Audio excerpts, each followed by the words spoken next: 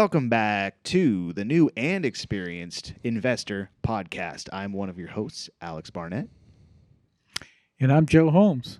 And today we have a very special guest, Carlos Jimenez. Carlos, how you doing? Doing well. Thank you for having me, guys. I'm excited to be here. Absolutely, yeah. Carlos is a king closer around here at the office, investor, wholesaler turned flipper turned Airbnb investor. Amazing stuff. We're going to get into that. Why don't you go ahead and start us off? How did you get into real estate? And maybe, paint a picture of what your life was like before and then what led you to real estate. Yeah, definitely. So to start off, I wasn't born here. I was born in Mexico. Born and raised. I moved here to the States at 16 by myself. Didn't really speak any English. That was 2009.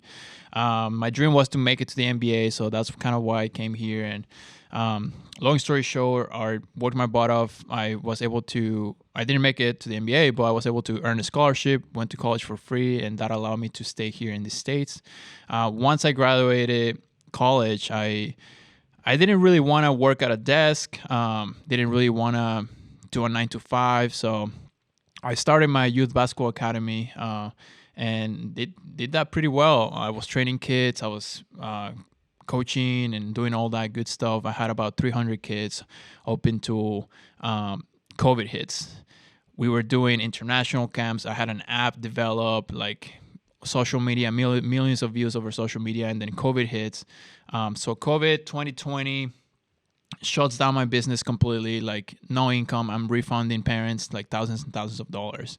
And backtrack a couple of years, 2018, I started to get into like podcasts and like listening to all this stuff, YouTube.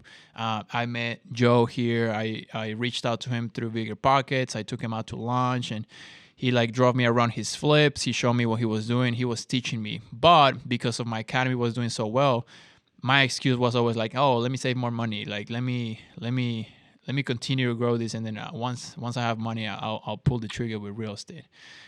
So fast forward to 2020, I was forced to pull the trigger. I reached out to Joe and I was like, hey, Joe, like, what can I help with? Like, I'm ready to go all in. I had no option but to go all in real estate. And so about April 2020, that's when I showed up here to the office, and him and his son-in-law were like, here's this script, here's this list, and they just told me to call. And I was literally calling like all day, every day. I was leaving this office at like 9 p.m. at night. I had to leave because there's no people to talk to at 9 p.m., right? But 6 months straight calling all day, every day. Didn't really get anything. January 2021, January 21st, I got my first check from wholesaling, and it was $2,500. But that month, I did 7 deals. So it changed everything for me. Literally changed everything, like life-changing, and then from there, it just took off. Wow, that's incredible. 7 deals? Yeah. Wow. Yeah, 4 of those were from this first owner. Not the first owner, the same owner. I was driving for dollars. This seller lived in Banning, and I was driving around. He was outside his house. Struck conversation. He's from Mexico. I started speaking Spanish, all this stuff, and little did I know, like he literally owned half of the town. Like Wow. we looked him up. And he owned like literally half of the town. He in the 90s he bought like 50 houses or something. So he sold those, like 4 of those, and then three other ones we found through other methods. But yeah, crazy. That's really good. I mean, especially for just starting out. I think it was just maybe your consistency and your tenacity. Yeah. And does that come from your sports background, or were you always like that? I think a little bit of both. I think I was able to, ever since I moved here, just really put my head down and understand the sacrifices that my parents made. Understand that the opportunities that are here, I don't think a lot of people take advantage of those. Especially when you're born here. It's not your fault that you're born here, but I feel like a lot of people, they don't realize how good they have it, so then they don't take advantage of it. So when I moved here, I was like, I'm gonna make the NBA and I'm gonna do whatever it takes. So that didn't happen, but then I translated that into business, and I knew I was gonna do whatever it took to be successful in real estate. I love that. Joe, what were your first thoughts about Carlos when you met him? Um, I was training him and two others, and we were literally looking up properties that needed rehab, and then driving out to the properties and looking at how much it would cost to rehab the property, putting all our numbers together, and then we were doing YouTube as well and Instagram. I would have each of them walk through the property and tell me what they're looking at, what they're seeing, and stuff like that. So that was the process. Like anything else, I do this all the time, and I may do this once with somebody and never see them again. Carlos and the other two, I call them kids because you're about your age. Um, they were all very interested. We were literally going out twice a week for a couple of months, weren't we? Or maybe Yep. even longer than Tuesdays that. and Thursdays. Yeah, More longer than that for sure. yeah, longer than that. So I knew that there was a drive there from all of them, which was a lot of fun. So I knew Carlos would do something, and then I wanted to ask Carlos, during that 6 month build up to your first lead, is that an important process to go through? What if you were gonna advise somebody, hey, start out cold calling, is this a good way to start that business? Yeah, 100%. I think just like anything, if you want to get good at something, you need the repetition. So for me, it was like, you guys gave me the script, and I was like, oh, okay, like, what am I supposed to say? And you guys were like, well, it's right there on the script. Like, you didn't sit next to me. Like, you didn't say, like, say this, say that. So I just had to get the reps in. Like, cold calling is scary. Like, nobody really likes cold calling. It sucked. Like, I would stutter. I would get stuck. I would, like, choke. I would, like, hang up on people just because I didn't know what to say. Like, and all of those things you have to get through. Even even whether you're gonna be a one man show or build a big company, like, I think it's a process that you have to get through just to learn the business and to earn and get that sales skills that will help you with anything. Yeah, and I agree. And that's why I'm trying to ask and say that it is a process that you Yep. need to go through. And I could sit down next to you and listen to the conversations and give you some advice, but it's something that you need to hear. What kind of questions are being asked by the Yeah. seller? What are their hardships? How to resolve those hardships for them? It's something that I can talk to you about it, Right. and I can say that these are the things I've done this, and these are the things you're going to hear. But unless you're there calling these people and listening to all that, and finding your own voice, Yep. okay, you're not going to be successful. So you have to actually get into it. Yep. That's it right there. That's great.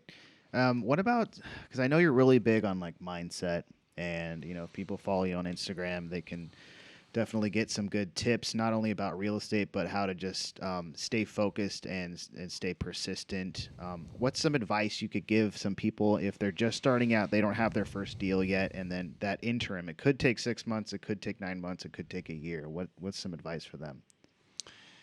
I will say the first thing is figuring out your why, and I think it's something popular on social media and out there, like your why, and all that stuff. But I think it's important, and maybe that's why people are repetitive about it, and all the influencers out there and successful people, because it's important. Like, if you don't know why you want to do something, the first month in, you're gonna get tired. You're gonna be discouraged. Like, let's talk wholesaling. The first month in, you're gonna get hundreds of "F you, don't call me again." Like, these people are gonna beat you down. Like, they're gonna, like, and if you don't have a deep enough why, like, you're just gonna quit. Like, Joe knows it. Like, that's what he says. Oh, I will mentor somebody one day, and then I will never see them again, because it's gonna get hard. And whether it's real estate or any type of business, it's gonna get hard. It's just life. It's how it works. So if you don't know why you're doing it, then you're not gonna get yourself to go through that. Okay. And do you mind sharing your why? Yeah, no, I'm 100%. Like I said, I was born in Mexico. My whole family still lives there, and when I moved here, my goal was to take care of all of them, take care of them, take care of those people around me, the generations to come. Like it's literally life changing, you know. Um, the impact that you can make when you're successful, like it could be endless. Like I was given the opportunity to live here in the U.S., and because of that, like my kids and their kids and their kids and their kids will have a different life, literally. Um, and I would like to mention this exercise that I got from Dean Graziosi. It's called the 7 levels deep, and it's about asking yourself why 7 times. So the first question would be, why do you want to do real estate? Because I want to make money. Why do you want to make money? Because I want to spend more time with my kids. Why do you want to spend more time with my kids? Because I don't spend any time, or whatever it is, right? And for some reason, on the seventh, it like really digs to like why you're doing what you're doing. And when I did that, my seventh was like, I never want to skip a meal again. And I did. So that's why. That's my why. Wow. Thank you for sharing that. Now, you started out wholesaling. You're kind of a one-man show. I mean, you had Joe here mentoring, but then you teamed up with Joe's son-in-law, Ryan, and formed a partnership. How important was that to your now success in real estate? And would you advise that people partner or join a team? Yeah, I mean, it's that partnership and just being around them here in this office. It's everything. I think partnerships, collaborating, networking, all of that stuff will only fasten your success. Um, I didn't know much about real estate. I still don't know a lot, but I do surround myself with people that do know, and then I go to work. So those two things, like if you surround yourself with somebody that knows, has the knowledge, and then you put the work in, it's a great recipe for success. And you could say kind of fast, like it's only been 3 years for me. Like this May will be 3 years for me full-time real estate, and I'm happy with what I've done, and I'm not satisfied, but I think I've done pretty good. Yeah, absolutely. I mean, you bought your primary residence. Is that correct? Yeah, 3 rentals. We've averaged 50 plus deals, flips, wholesales past couple of years. So, That's crazy. How are you? How are you? I guess keeping up with all that. I mean, it seems like maybe going from not knowing real estate to jumping in and then having that much on your plate. How are you kind of approaching that? hiring the right people. Yeah, I think hiring the right people, it's definitely key.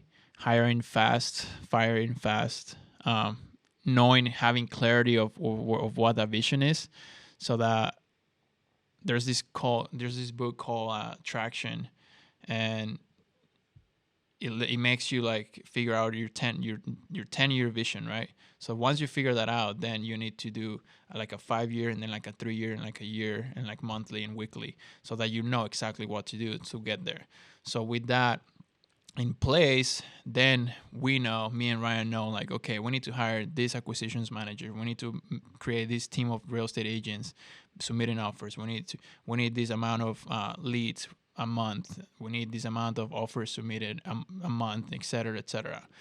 So, and then when you put the right people in place and the systems and all that stuff, then it just flows, you know. And it's not easy. It's not like we just sit at home and do nothing and everything's automated, you know. Mm-hmm. That's the goal, but I mean, not even the goal. Like we're always gonna work, you know. We love working, but it helps. And when you have those in place, like it helps you to manage a lot on your plate. Yeah, absolutely. Wow. Okay, so now you're bringing more people into the team. What's that like? You know, managing people and then ultimately being the leader. Is that something that comes naturally to you, or are you working on that? Both. I think being a leader is a huge responsibility, and you have to lead by example and not just talk. And there's a difference between like bossing people around than actually leading them and doing it with them. So I enjoy it. I enjoy hearing everyone's goals. I enjoy keeping them accountable. I enjoy sharing my goals and be like, hey, you can give me crap as well, you know, like we're all here in this together. And every person that we've hired, like I always tell them, like, I want you to win as much as we do. Like everybody wins here. It's not like we're at the top and then we get everything, you know. It's like, I want to know your goals because I want to make sure that we're helping you and we're all aligned with what you're trying to accomplish so that you get there, you know. It's not like you use an employee and then that's it. Right. Joe, what do you think if people want to jump in and start maybe mentor under you, just like Carlos did, and then become, their own investor? What are some characteristics that you look for that you saw in Carlos? He had time, just like the other young kids that I was mentoring. They had the time. Like he said, we were here Tuesdays and Thursdays. I usually run from 10 to 1 or 2 in the afternoon. Obviously, lunch break, and it was on them 3 to buy me lunch. That's really the only payment that I had asked for. Wow. I was driving him around, finding the locations to, go see. Early on, instructing them on what I look for in a flip and walking them through the process. And then it's important to me that people learn, and I need to know if they're learning. So you put them at the forefront and say, okay, now it's your turn to go into this house and walk me through this flip here and tell me, the good, the bad, and the ugly on this property. So really, I mean, there's got to be a willingness to learn and time. He spent a lot of time here at the office, and I tell my agents the same thing. If you want to learn something, then come into the office and just listen to what's going on in the office. I get leads from different people, and I usually just send them to whoever is in the office. So different things going on at all different points, but it's about, I guess they need to figure out what their why is and why they want to do this, and then move forward on that why, and be kind of all in at that point. Yeah, I totally agree. So now you're taking down properties yourself. You have some short-term rentals, some long-term rentals. What's one of your favorite deals that you've done? Let's do like a little deal breakdown. Do you have one in mind? Yeah, my favorite deal is hands down going to be my primary, which you mentioned earlier. So that deal was a sub 2 seller finance subject to. It's a $900,000 $1 million condo, ocean view, and I got it for $575 with only $10K down. Oh my god! 3% interest rate over 30 years. Jeez. Yeah, it's a killer deal. Super blessed. That lead came from that seller sold us a rental last 2021, and we did a great job. I kept in touch with her. I would send her Merry Christmas, Happy Thanksgiving, Happy Birthday, and then she called me last year and she was like, "Hey, Carlos, I'm ready to sell my property in Dana Point," and I was like, all right, cool. We did the numbers as a flip, and it was a great deal. And then I thought about it. I thought of myself. I was like, like I've been hearing all this seller finance stuff, all this sub 2, and I asked her. I was like, hey, what's important to you? Get cashed out here, and you're gonna give like $200,000 to the IRS and capital gains, or would you be interested in seller financing this, and I'll give you monthly payments? And she was like, Carlos, I'm selling this because my son is a she called him a rat. She said, my son is a rat. All he does is smoke pot and at home, doesn't have a job, and doesn't pay me the mortgage. So then I'm losing money. And that's what I care about, because I'm 70 something years old, and I just I'm retired, and I just want to enjoy the rest of my life with some monthly income. So with that being said, she said, I would love to seller finance you this. She doesn't have to pay capital gains, and she gets that monthly income every single month. So got the deal done, 3% down, 2% down, 3% interest over 30 years. And yeah, she's getting that income. She was happy.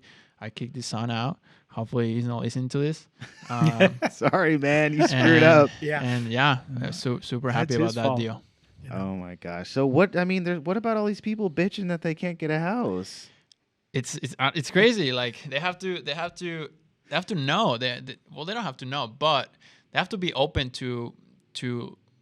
It's a real thing. Like Mm-hmm. no money down, real estate, like all of those things, all of those strategies. Like it's real. We've done a bunch of flips, seller finance, where with barely any money in, Oh my gosh. we flip them and we make a killing.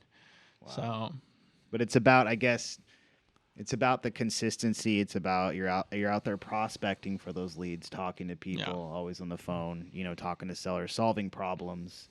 yeah, That was a big problem for her. She wasn't getting any money, and then all of a sudden now she's getting a monthly income, right. and you're her new favorite son. Yeah, yeah, exactly, exactly.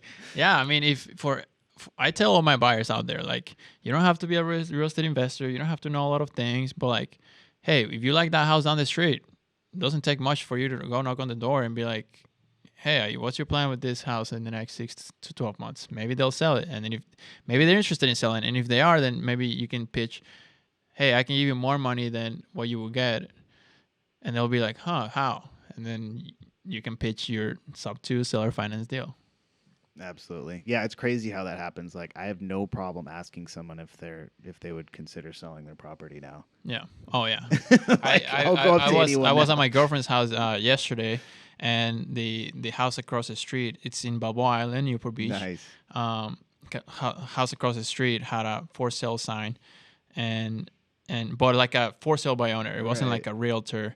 And she was outside, and I just went, hi, like, how's it going? Are you selling the house? Like, is it you gonna list it? Or and she's like, no, I'm just getting ready to sell it, but I don't want to deal with a realtor, et cetera, et Mm-hmm. cetera. So like now, obviously, this property it's high price point, but now like there's a door there that could be open, and Yeah. I can make an offer, and whether she takes it or not, it doesn't matter. It's about that I approach her and I was able to get that offer out. Absolutely. Yeah. Oh, that's great. Yeah, you start seeing opportunities everywhere. Yep. and see, that's what I was talking about. The process when he first started, he's just making calls, trying to get a deal under contract, and the evolution comes where, wait a second, I can take this deal down myself. Why do I want to wholesale this out? And that's what his Dana Point property was. That opportunity, for $10,000 to, buy a property with, only that amount of money down. So That's so cool, dude. Yeah. Crazy. Yeah. So now, take us into the future. Where are you headed? I know you said you and Ryan came up with a 10-year plan. Do you have a 10-year plan for yourself? I know you do. I already know the answer to that, but can you fill us in on kind of what you're looking at? What's getting you excited? Yeah. So 10-year plan or like long-term goals. We're going to continue to build the wholesale company. I think wholesaling is good in any type of market. I personally obviously haven't gone through recessions and all that stuff, but we've seen that even with the market shift, we're still able to wholesale deals for a good amount. Like we're averaging like 25 to or more K per assignment. And these institutional buyers and long-term investors, like they're still buying, they just adjusted their numbers a little bit, but still really good. Like don't hear all the noise out there that it's not really good anymore or whatever. So we're going to continue to grow that. Flipping is still fun. Airbnb is still fun. So I think I'll keep some along the way, but the goal is to get into multifamily, and I already started the process for that. And yeah, I just want to collect doors. My goal for this year is 100 units. I connected with a private equity that they're ready to go, and we're finding deals for them. We started marketing multifamily owners. Haven't heard of anyone wholesaling multifamily, but we're doing it, and we're about to do it. So that's kind of like the long-term goal, like grow the Airbnb portfolio, flip for fun, wholesale for fun, and then live off of multifamily units and doors and all that fun stuff. Amazing. Are there certain markets you're kind of leaning towards for the multifamily? Yeah, I mean, Florida, Texas, Georgia, those are good ones. Tennessee, Nashville, it's blowing up. for multi and single family. It's crazy. But yeah, all of those good markets. The Carolinas I love the Carolinas. Everybody's buying right now. Still there. The market's super hot over there. South and North Carolina. Yeah. Yeah. Awesome. And are you doing the same process? You're basically just pulling a list and then skip tracing it and then reaching out? Yeah, we just do like a criteria, like, okay, 20 units plus, year built from here to this, X to Y, and then we just targeting those, cold calling those. Obviously, those sellers are going to be more sophisticated. There's things such as like NOI and cap rate and that are involved. So you just got to learn. Again, like I've been cold calling multifamily owners for about like 2 weeks now. And it reminded me of like 3 years ago when I was cold calling for wholesaling. And it's the same thing. Like I'm not super like savvy with the multi verbiage, but it doesn't matter. Like I'm not gonna be afraid to still do it. And because that's what it takes, you know. So it's just like a higher level type of wholesaling, I guess. Absolutely. And that's one of the great things about, I think, starting out wholesaling. It's basically just lead generation, and it's going to be something you're going to have in your business, you know, forever, because it's kind of where you know, your deals come from, your own pipeline, you know. And then if you want to move into a different space, then you just got to learn the terminology, how to comp, how to analyze, all that kind of stuff. Yeah, whatever it is, I think wholesaling it's a great entry. Whether you want to do short-term rentals, long-term rentals, or flip, or multifamily, like any of those things, it's gonna be about finding deals, and wholesaling is about finding deals. You know, so it's a great entry, like Joe said. It's a great way to start in real estate. Okay, why don't you, let's say, leave us with some advice that you would give yourself when you were first starting out, you know, something that you know now that you wish you knew then, that you can give to, you know, some beginners. Let me say something real quick. Okay, Alex got married last year. I did get a phone call from your girlfriend. She said her 1-year plan is a ring on her finger, just to let you know. Just to let you know. All right, Joe. Let me get like 1,000 units first, and Yeah, then I'll be able to afford a ring. Let me get that house in Balboa first. Awesome. So what was it? Yeah. Got you Now there, he's like, didn't I? now I gotta think of, he's like, first, like, did my girlfriend really call? Yeah. Yeah, exactly. Did she really say that? Just some advice you would give yourself. I mean, your trajectory is, you know, pretty much skyrocket, but like, you know, some people take a little bit longer. What's some advice that you'd give yourself when you were first starting out that, you know, something that you know now? Yeah, good question. Let's see. Don't be scared. Like when I got started, I was scared of sending out offers because I was like, what if they accept? Like, and then I don't want it anymore. Like, am I gonna be stuck? Like, I signed a contract. Like, a contract was such a huge deal. And like Ryan like laughed. And I was like, bro, you can back out of anything. And, like now we're like literally, submitting offers like crazy, you know. But yeah, don't be scared. Like whether it's numbers or rehabs or anything that might scare you, like it's fine. Like just talk to people, submit offers, and you'll be good. Take action for sure. Like that's gonna be the main thing, just taking action. Because I've talked to so many people just through social media and like mentoring people, and so many people get stuck.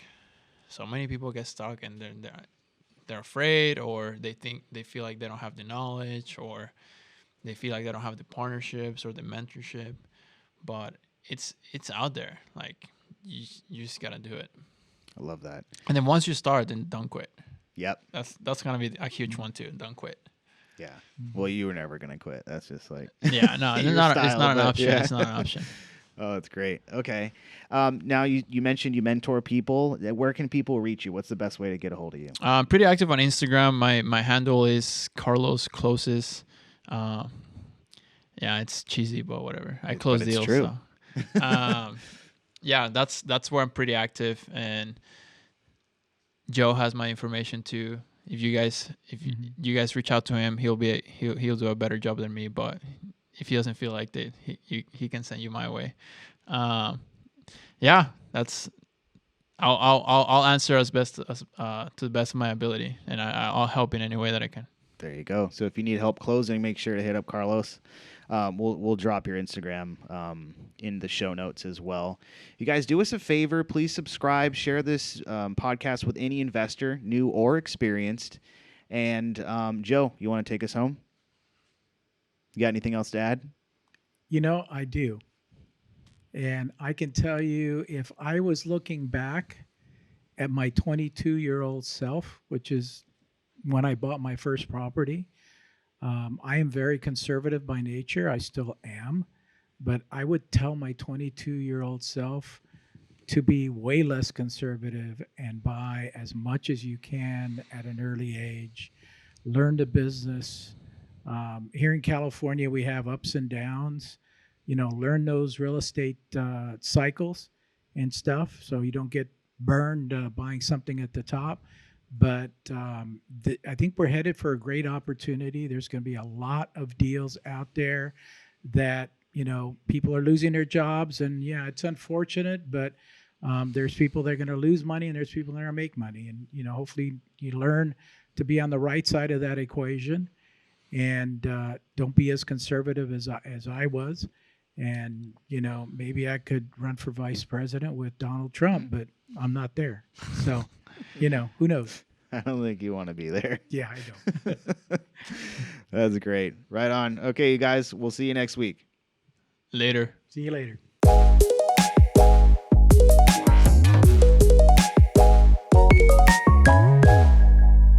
If you want some more advice on real estate investing, reach out to us one-on-one.